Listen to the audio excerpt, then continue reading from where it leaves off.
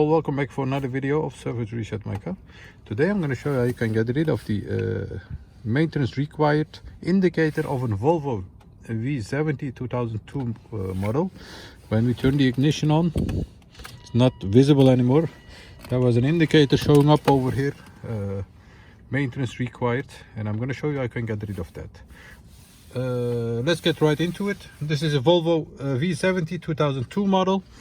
First step is to turn the ignition to the first position like this. Then we have a trip button over here. When we press it, it jumps from T1 to T2.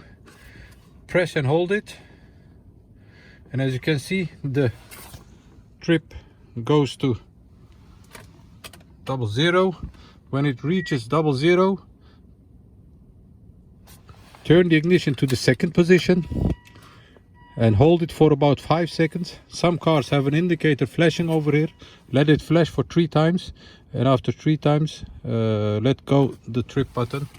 And some cars don't have the indicator over here flashing, and after 5 seconds you can let go the trip button. So once again, ignition off, ignition first position, trip button, press and hold it.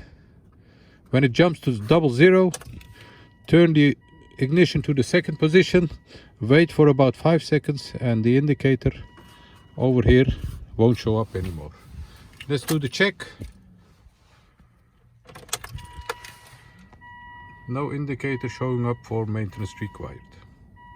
That was it for this video. I hope this video helped you. Leave a comment, subscribe if you like, and hope to see you next time with another video. Stay safe, take care, bye bye.